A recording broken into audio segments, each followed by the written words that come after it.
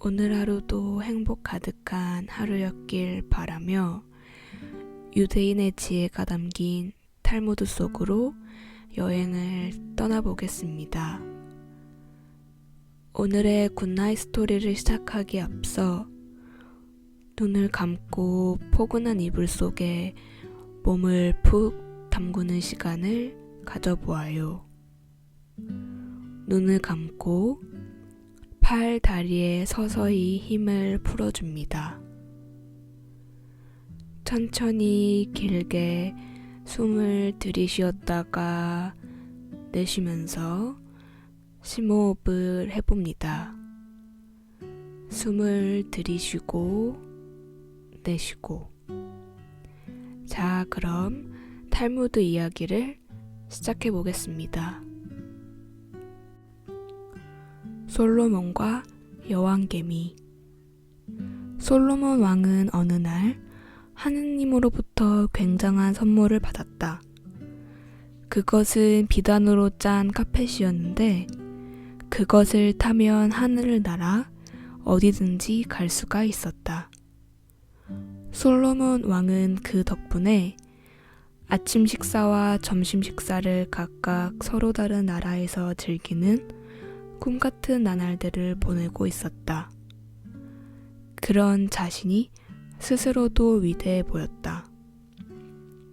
그는 모든 동물과 벌레의 말을 알아들을 수 있었다. 하루는 그가 융단을 타고 하늘을 날고 있을 때 아래에서 말하는 여왕개미의 목소리가 들려왔다. 융단의 사나이가 위에서 날고 있으니까 모두 숨도록 해. 솔로몬 왕은 땅 위로 내려와 여왕개미를 붙잡고 물었다. 넌 왜 모든 개미들에게 내게서 숨으라고 말했지?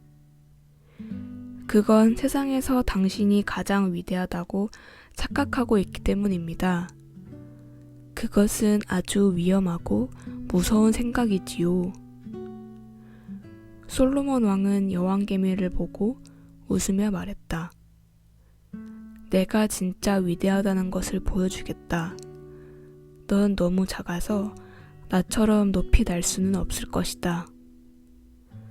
솔로몬 왕은 여왕개미를 초대하여 융단에 태우고 날아올랐다.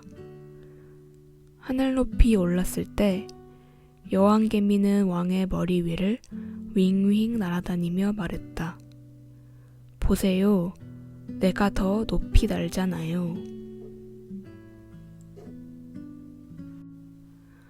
목숨을 구한 작은 선행. 작은 보트를 가진 한 사나이가 있었다. 그는 해마다 여름철이면 보트에 가족을 태우고 호수를 저어 낚시를 즐겼다. 어느 해 여름이 끝나자 그는 배를 보관해 두려고 땅 위로 끌어올렸는데 배 밑에 작은 구멍 하나가 뚫려 있었다. 아주 작은 구멍이었다. 그는 어차피 겨울 동안은 배를 육지에 놓아둘 것이므로 내년 봄에나 수리해야겠다고 생각하며 그대로 내버려 두었다. 그리고 겨울이 오자 그는 페인트공을 시켜 보트에 페인트를 새로 칠하게 했다. 이듬해 봄은 유난히 일찍 찾아왔다. 그의 두 아들은 빨리 보트를 타고 싶다며 성화를 부렸다. 그는 보트의 구멍에 뚫린 것을 까마득히 잊어버리고 아이들에게 보트를 타도록 승낙했다. 그로부터 2시간이 지난 후에 그는 배 밑에 구멍이 뚫려 있었다는 기억이 번개처럼 떠올랐다. 아이들은 아직 수영에 익숙하지 못했다. 그는 누군가에게 구원을 청할 생각으로 급히 호수로 달려갔다. 그런데 그때 두 아들은 배를 끌고 돌아오고 있었다. 그는 안도의 한숨을 내쉬며 두 아들을 포옹한 다음 배를 조사했다. 그런데 누군가가 배의 구멍을 막아놓았던 것이다. 그는 페인트공이 배를 칠할 때 그 구멍까지 고쳐준 것이라고 생각하고 선물을 들고 찾아갔다. 페인트공이 놀라며 말했다. 제가 배에 칠을 했을 때 대금은 지불해 주셨는데 왜 이런 선물을 주십니까? 배에 작은 구멍이 뚫려 있는 것을 당신은 페인트 칠을 하면서 발견하고 막아주셨지요. 올 여름에 그것을 고쳐서 사용할 생각이었는데 깜빡 잊어먹고 있었답니다. 당신은 내가 그 구멍을 수리해달라는 부탁도 하지 않았는데 깨끗이 수리를 해주었소. 당신은 불과 몇 분 만에 그 구멍을 막았겠지만 덕분에 우리 아이들의 생명을 구해주셨소. 가문 자랑. 옛날에 가문이 좋은 여우와 천한 집안에 태어난 여우가 길에서 만났다. 가문이 좋은 여우와 천한 태생의 여우가 어디 있냐고 의아하게 생각해서는 안 된다. 정말로 핏줄이 좋은 인간이나 나쁜 인간이라는 것도 있을 턱이 없으니까. 아무튼 전통 있는 가문의 여우도령은 또 한 마리의 여우에게 자기 집안을 자랑하였다. 그러자 또 한 마리의 여우가 대답했다. 너의 집안은 너 하나로 끝이 나지만 우리 집안은 나로부터 시작된다네. 나는 살아가는 방법이 중요하다는 걸 알고 있기 때문일세. 사람의 가치. 허름한 옷차림의 가난한 학자 둘이서 이 고장 저 고장으로 여행을 하고 있었다. 한 고장에 도착했을 때 그들은 먼저 부잣집 문을 두드려 재워달라고 부탁했다. 그러나 부자는 두 사람의 행색을 훑어보고는 거절했다. 두 사람은 결국 그 고장의 자선가 집에서 머물게 되었다. 1년의 세월이 흘러 두 사람은 아주 고명한 학자가 되었다. 두 사람은 또 함께 여행을 하다가 전에 왔던 고장에 이르렀다. 마침 그들을 거절했던 부자를 만났다. 부자는 두 사람이 타고 있는 말이 훌륭한 종자라는 것을 알아차렸기에 감동하고 또 두 사람이 매우 고명한 학자임을 알고는 재워주겠다고 자청했다. 그러자 두 사람은 부자의 제의를 한마디로 거절했다. 부자는 자기 집이 그 고장에서 제일 훌륭한 집이며 그 고장을 대표하여 손님을 유숙시키고 있다고 덧붙였다. 두 학자는 이렇게 말했다. 그렇다면 그 말씀이 고마우니 이 말을 재워주셨으면 합니다. 말을? 당신들은 왜 싫다는 거죠? 실은 우리들은 1년 전에 가난하고 이름도 없던 시절에 이 고장을 지나게 되었는데 당신 집 문을 두드렸다가 거절당한 일이 있습니다. 지금은 우리들의 좋은 옷차림과 훌륭한 말을 보고 재워주시겠다는 것이지요. 그러니 이 두 마리의 말을 하룻밤 묵게 해주셨으면 합니다. 자물쇠. 어머니는 자물쇠로 문을 잠그고 있었다. 옆에 서 있던 어린 아들이 말했다. 나쁜 사람이 들어올까봐 그렇게 잠그는 거지요? 아니란다. 정직한 사람을 위해서 잠그는 거란다. 문이 열려 있으면 정직한 사람도 유혹을 받을 수 있기 때문이지. 임대료. 한 사내가 자기 방앗간을 차리면서 이웃집 주인에게 물레방아를 빌렸다. 그리고 대신 임대료로 이웃집의 곡식을 모두 찧어주기로 약속했다. 그 후 살림이 넉넉해진 이웃집 주인은 물레방아를 몇 개 더 샀기 때문에 곡식 찢는 일을 방앗간에 의뢰할 필요가 없었다. 그래서 어느 날 방앗간에 가서 이렇게 말했다. 이제부터 곡식은 내가 직접 찢겠으니 물레방아 임대료는 돈으로 주시오. 그럴 수는 없소. 사내가 눈을 동그랗게 떴다. 우리 계약은 엄연히 곡식을 빻아주기로 돼 있었소. 돈으로 줄 수가 없소. 옥신각신 끝에 두 사람은 재판관을 찾아가 판결을 의뢰했다. 재판관의 판결은 이러했다. 만일 방앗간 주인이 돈을 지불할 능력이 없다면 계약대로 임대료 대신 곡식을 빻아주어야 하오. 하지만 방앗간 주인이 일을 열심히 해서 임대료를 돈으로 지불할 능력이 있다면 임대료는 돈으로 지불해야 하오. 행복과 불행. 어떤 마을에 한 가난한 농부가 살고 있었다. 그는 어느 날 마을의 랍비를 찾아가 눈물을 글썽이며 호소했다. 우리 집은 개딱지만한데 아이들은 주렁주렁 딸린 데다가 제 아내만한 악처는 다시 없을 것입니다. 아마도 이 나라에서 가장 악처일 것입니다. 아, 저는 어떻게 하면 좋을까요? 자네, 염소를 가지고 있는가? 물론이죠. 그렇다면 염소를 집 안에 들여놓고 기르게나. 농부는 의아한 얼굴을 하고 돌아갔다. 그런데 이튿날 다시 찾아와 말했다. 견딜 수가 없습니다. 악처에다가 염소까지. 더는 못 참겠습니다. 닭을 기르고 있는가? 물론입니다. 그럼 닭을 전부 집안에 들여 기르게나. 사나이는 또다시 의아한 표정으로 돌아갔다. 그리고는 이튿날 또 찾아왔다. 이젠 세상이 끝장입니다. 그렇게 괴로운가? 마누라에다 염소에다 10마리 닭에다 하느님 맙소사.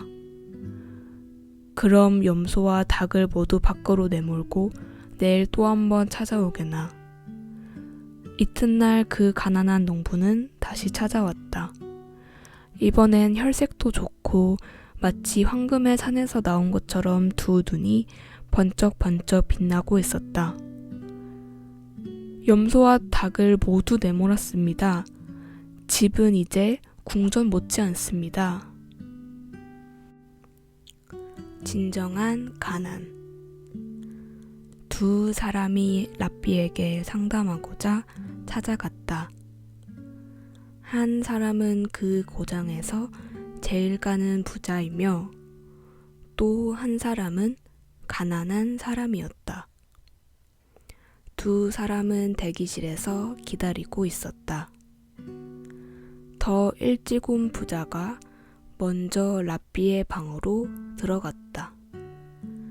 그리고 1시간이 지나서 방에서 나왔다. 다음에 가난한 사람이 방으로 들어갔다. 그와의 면담은 5분으로 끝났다. 가난한 사람은 언짢은 생각이 들어 랍비에게 항의했다. 부자와의 면담은 1시간이나 걸렸습니다. 그런데 저는 단 5분이 걸렸을 뿐입니다. 이것이 공평한 건가요? 진정하세요. 당신은 자신의 가난함을 알고 있었지만 부자는 자신의 마음이 가난하다는 것을 알기까지 1시간이나 걸렸답니다. 표정은 밀고자. 군사령관에게 연락병이 당도하여 적에게 중요한 성체를 빼앗겼다는 보고를 했다. 군 사령관은 눈에 상심지가 오르며 표정이 굳어졌다. 그러자 부인이 사령관을 자기 방으로 조용히 불러 말했다.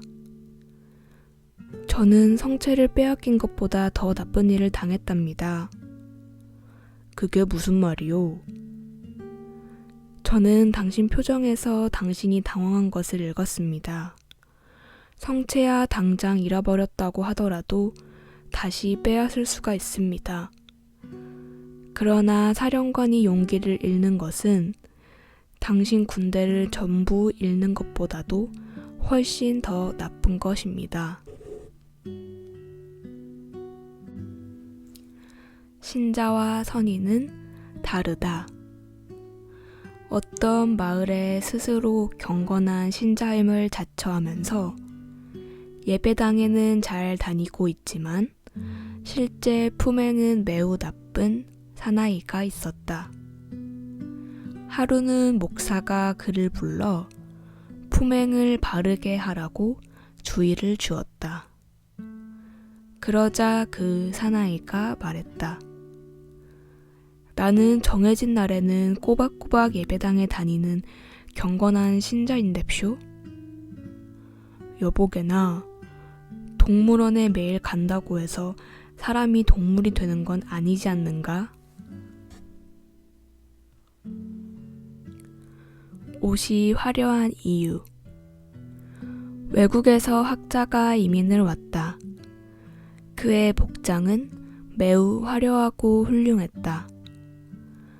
그것을 본 한 젊은이가 그의 아버지에게 물었다.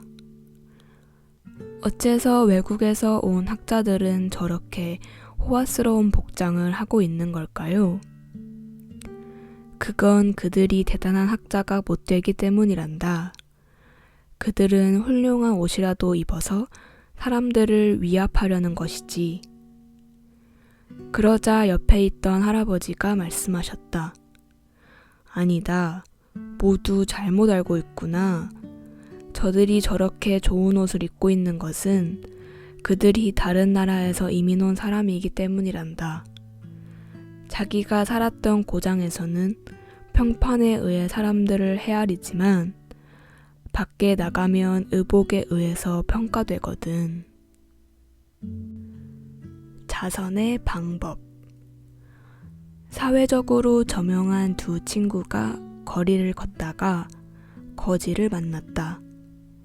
한 친구가 거지에게 돈을 주었다. 그러자 옆에 있던 친구가 말했다.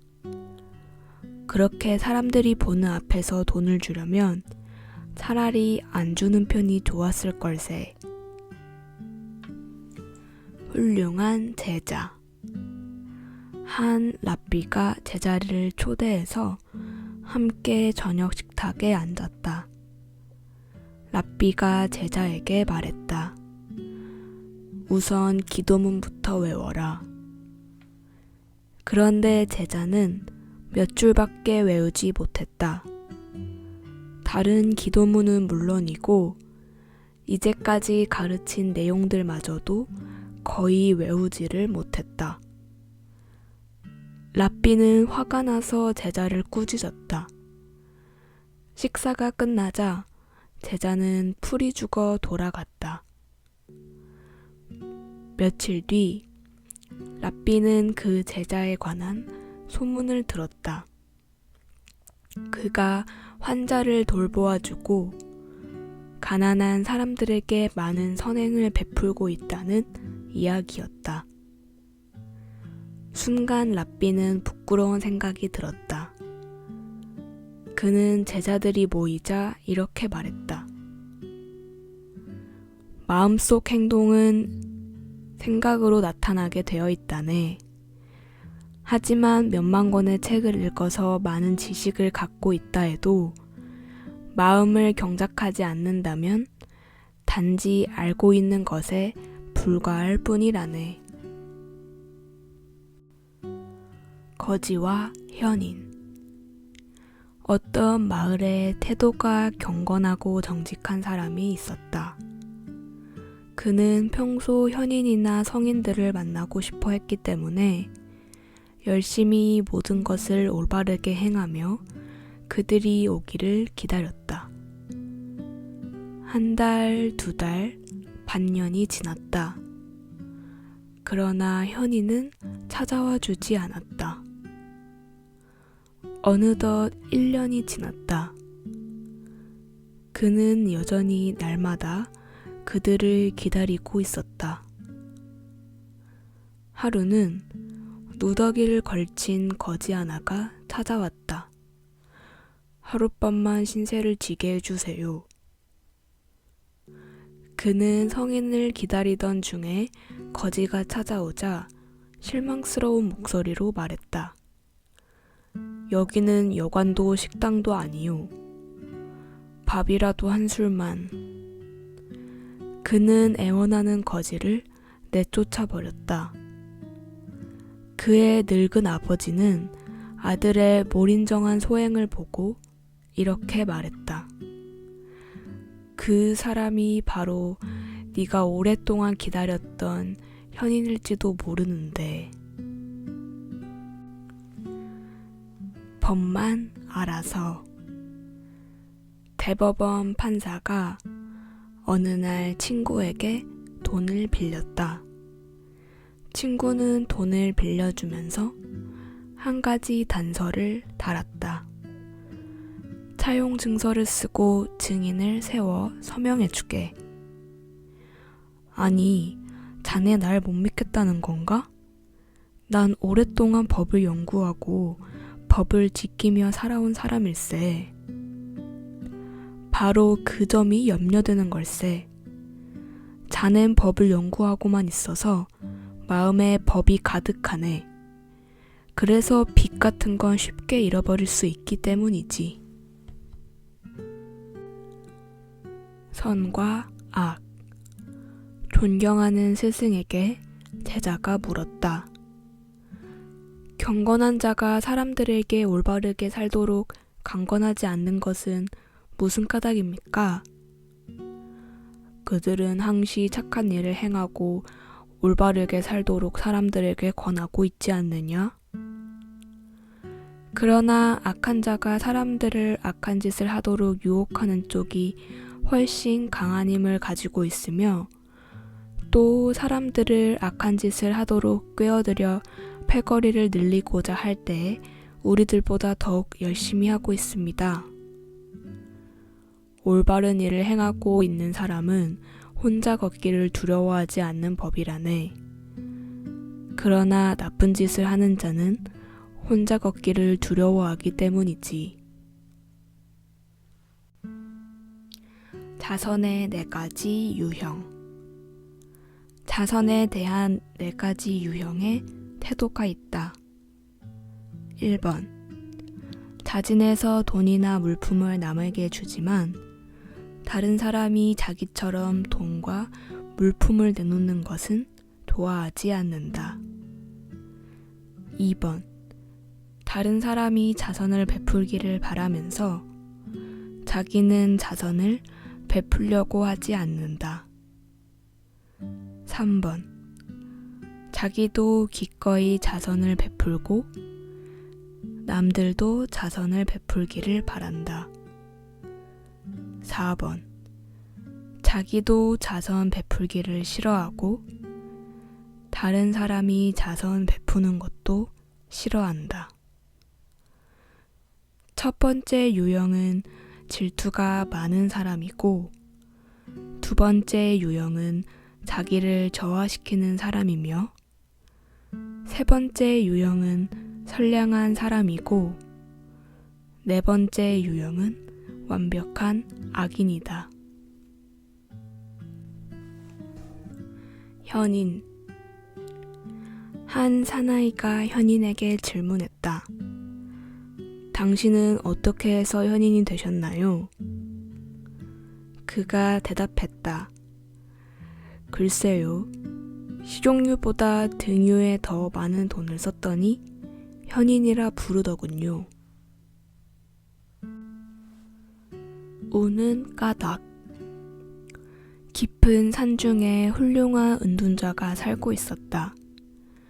그는 고결한 행실과 친절하고 자애심이 두터운 인격으로 모든 사람들에게서 존경을 받고 있었다.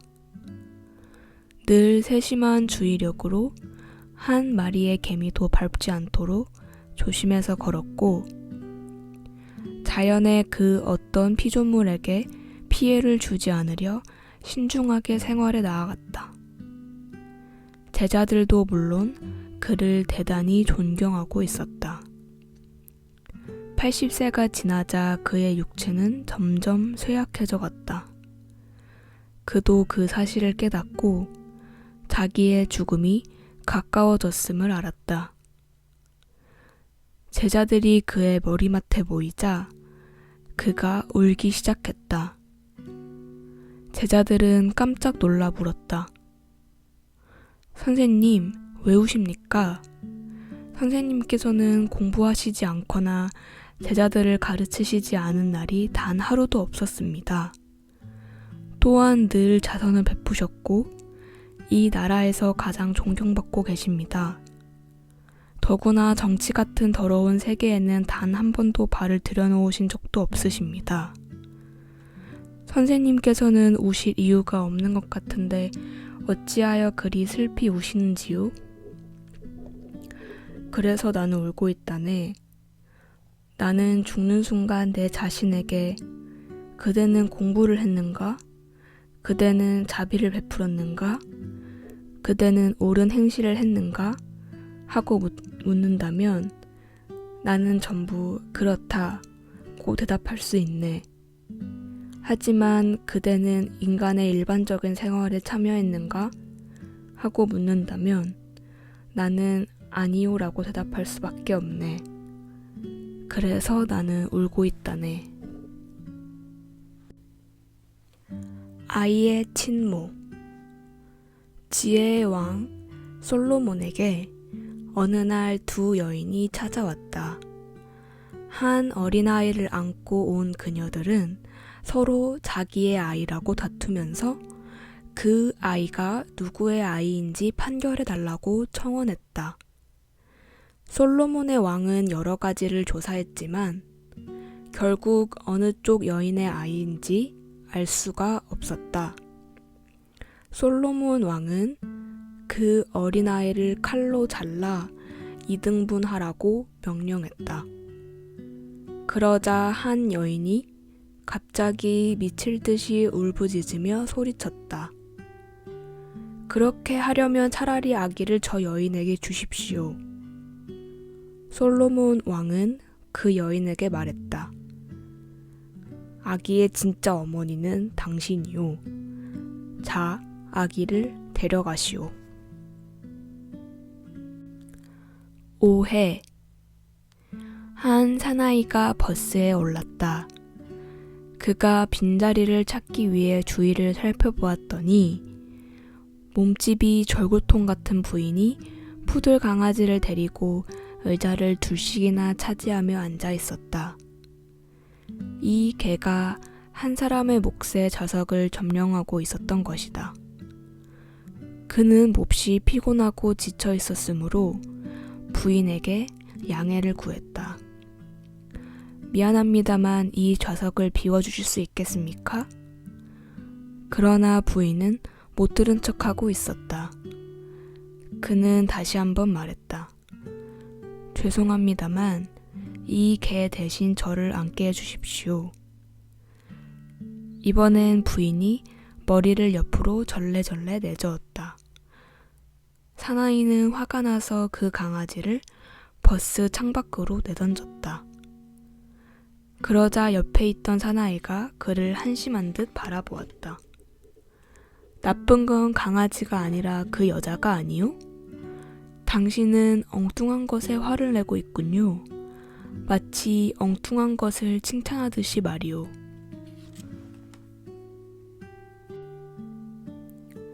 사자 목에 가시. 짐승의 뼈가 사자왕의 목에 걸렸다. 동물의 왕, 사자는 목구멍에 걸린 뼈를 꺼내주는 자에게는 큰 상을 내리겠다고 말했다. 그러자 학이 날아와 사자를 구해주겠다고 말했다. 학은 사자의 입을 크게 벌리게 하고 머리를 그 사자의 입속으로 넣어 사자의 목구멍에 걸린 뼈를 긴 주둥이로 뽑아냈다. 그리고는 말했다. 사자님, 어떤 상을 주시겠습니까? 그러자 사자가 화를 버럭 내며 말했다. 내 입속에 머리를 집어넣었다가 살아난 것만 해도 큰 상인 줄 알아라. 너는 그러한 위험한 처지에서 살아나온 것을 남들에게 자랑할 수 있고 또한 살아가면서 힘든 상황에 처할 때는 이것을 생각하며 위로를 삼을 수도 있지 않느냐. 그러니 다른 상이 또 무엇이 필요하겠느냐? 진짜 아들. 남편이 항상 타관을 돌아다니는 어떤 부부에게 두 아들이 있었다. 그런데 한 아이는 아내가 부정하게 낳은 아들이었다. 어느 날 남편은 아내가 다른 사람에게 비밀스럽게 말하는 소리를 들었다. 두 아들 중 한 아이는 다른 아버지의 아들이라는 것이었다. 그러나 어느 아들이 자기 아들인지는 알 수가 없었다. 그 후 그는 중병에 걸렸다. 그는 자기가 죽을 것을 예견하고 자기의 핏줄을 타고난 아들에게 자기의 전 재산을 준다는 유서를 썼다. 그가 죽자 그 유서는 재판관에게 넘어갔다. 재판관은 죽은 남자의 핏줄을 가려내야만 했다. 국리 끝에 재판관은 두 아들을 아버지의 무덤으로 불렀다. 그리고 몽둥이로 아버지의 무덤을 힘껏 내리치라고 말했다. 그러자 한 아들이 울면서 말했다. 저는 도저히 아버지의 무덤을 치지 못하겠습니다. 재판관은 이 아들이 그의 친자식이라는 판단을 내렸다. 제 우물의 침뱉기. 사나이는 자기 집들의 돌멩이를 도로에 내다버리고 있었다. 지나가던 노인이 물었다. 왜 당신은 그런 짓을 하고 있는 거요? 그러나 사나이는 웃기만 할 뿐 대답이 없었다. 20여 년이 지나서 이 사나이는 자기 땅을 팔게 되었다. 그런데 남의 손에 넘기고 다른 고장을 가려고 첫 발을 내딛는 순간 전에 자기가 버린 돌멩이에 걸려 넘어지고 말았다. 당나귀와 다이아몬드. 나무꾼은 날마다 산에서 나무를 져다가 먼 장터에 갖다 팔았다. 그런데 어느 날 늘 지게 지고 먼 거리를 걸어 다니자니 너무 시간이 많이 소비된다는 생각이 들었다. 그래서 장터의 상인에게서 당나귀 한 마리를 사왔다. 그리고는 당나귀를 깨끗이 씻기려고 냇가로 끌고 갔다. 당나귀를 씻기던 중 갈기에서 큰 다이아몬드 한 개가 떨어졌다. 나무꾼은 다이아몬드를 들고 장터의 상인에게 달려가 돌려주었다. 그러자 상인이 말했다. 당신이 그 당나귀를 샀고 다이아몬드는 그 당나귀에 붙어 있었으니 굳이 돌려줄 필요가 있나요? 아니요. 나는 당나귀를 산 일은 있어도 다이아몬드를 산 적은 없소. 내가 산 물건만 갖는 것이 정당한 일이요. 걱정해야 할 사람. 그는 전부터 친구에게 많은 돈을 빌렸었다. 마침내 친구의 빚 독촉이 시작되었다. 내일 아침까지는 어떤 일이 있어도 갚아야만 했다. 그런데 그의 주머니에는 한 푼도 없었다. 그는 걱정이 되어 잠을 이루지 못했다. 침대에서 뒤척거리다가 방 안을 서성거리기도 했다. 그 모습을 보며 아내가 물었다. 여보, 대체 왜 그러세요? 무슨 근심이 있으세요? 내일 빌린 돈을 갚아야 하는데 한 푼도 없으니 어찌해야 할지 모르겠소. 당신도 참 딱하시구려. 그렇다면 오늘 밤 정작 잠을 못 이루고 서성거려야 할 사람은 그 친구잖아요. 나라를 지키는 학교. 어떤 마을에 이웃나라의 유명한 학자가 찾아왔다. 그 마을의 대표가 그를 안내하여 안보 상태를 확인시켜 주었다. 변방을 돌아보니 어떤 곳에는 병사들이 들어차 있는 작은 진지가 있고 어떤 곳에는 울타리가 쳐져 있었다.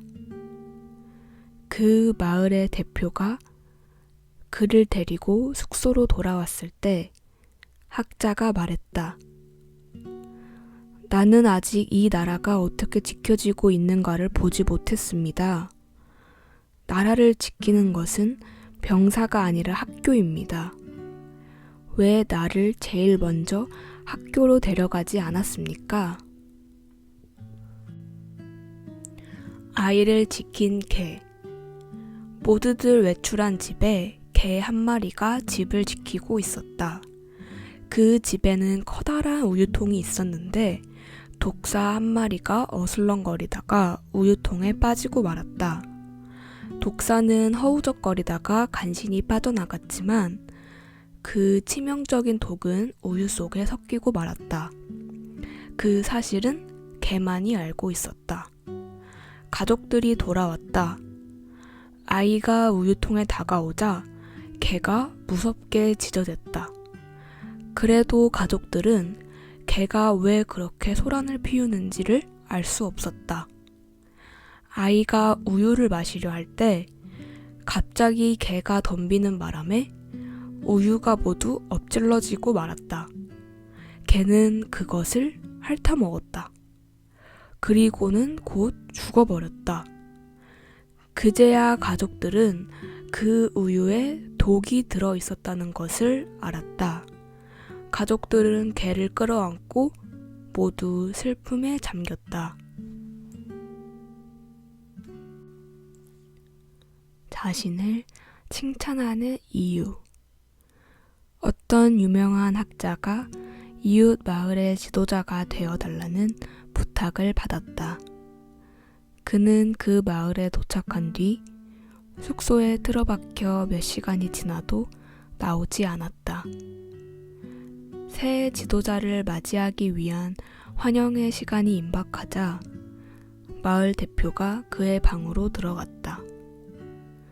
문을 열자 방 안을 서성거리며 무언가 큰 소리를 외치는 학자의 모습이 보였다. 그대는 훌륭하다. 그대는 천재다. 그대는 생애 최고의 지도자이다. 학자는 이렇게 큰 소리로 자기 자신에게 외치고 있었다. 마을 대표는 그에게 왜 그런 기묘한 행동을 하는지를 물었다. 그가 대답했다. 여러분은 오늘 밤 최고의 말로 나를 칭찬할 것이오. 나는 내가 거칠의 칭찬에 매우 약하다는 사실을 알고 있소. 그래서 거기에 익숙해지려고 연습하는 거라오. 게다가 누구든지 자기가 자신을 칭찬하는 것은 우스꽝스러운 일이라는 걸 알고 있지요. 그러니 지금 내가 한 말과 비슷한 말을 오늘 밤에 듣게 되면 적어도 조금은 겸손하게 처신할 수 있게 될 것 아니겠소? 질문과 대답.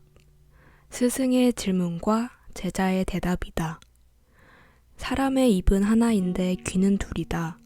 왜 그렇겠는가? 이야기하는 것보다 더 많이 잘 들어야 한다는 뜻입니다. 사람의 눈은 흰 부분과 검은 부분으로 이루어져 있다. 그런데 왜 검은 부분으로 세상을 보는 것일까?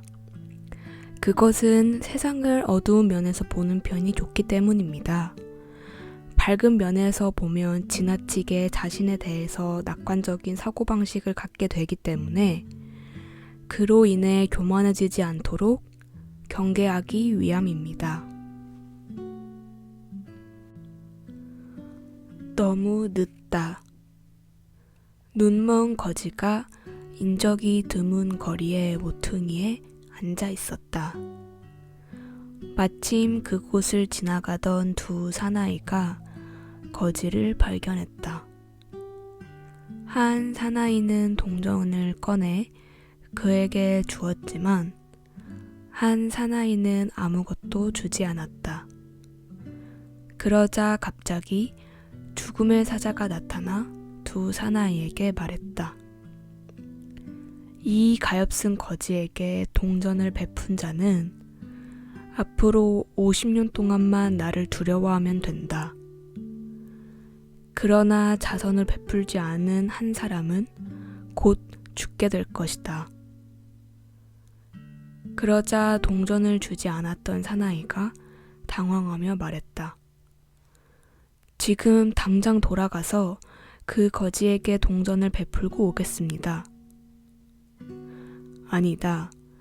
배를 타고 바다로 나아갈 때에 배 밑바닥에 구멍이 뚫렸는지 아닌지를 미리 조사한 사람과 이미 바다에 나간 다음 조사한 사람이 똑같을 수 있겠는가? 수다쟁이. 한 마을에 수다쟁이 사나이가 살고 있었다. 그는 쉴 새 없이 혼자서만 떠들어대며 상대방에게 좀처럼 말할 기회를 주지 않았다. 하루는 이 사나이가 이웃마을의 대표를 찾아와 말했다. 우리 마을의 장이 당신을 욕하더군요. 천만에 그럴 리가 없소. 그는 벌떡 일어서면서 거듭해서 외쳤다. 아니요, 내 이 귀로 똑똑히 들었는걸요. 그럴 리가 없어. 무엇보다 당신과 대화를 하면 그 사람은 한마디도 말할 겨를도 없었을 테니까. 평판. 아키바가 임종을 앞두고 있었다. 학업 성적이 꽤 우수했던 그의 아들이 아버지에게 말했다. 아버님, 돌아가시기 전에 부디 아버님 친구들에게 제가 얼마나 학문을 잘하는지, 얼마나 실력이 있는지 말씀해 주십시오. 얘야, 나는 추천해주지 않겠다. 평판이 곧 가장 좋은 소개장인 것이니까. 부자와 현인. 스승과 제자의 대화이다. 부자와 현인 중 어느 쪽이 위대합니까? 그야 말할 것도 없이 현인 쪽이지. 그렇다면 왜 부자의 집에는 학자와 현인들이 드나드는데 현인의 집에는 부호가 시중을 들고 있지 않는 건가요? 현인은 영리해서 돈이 필요하다는 것을 잘 알고 있다. 그러나 부자는 현인으로부터 지혜를 배워야 한다는 것을 모르고 있기 때문이지.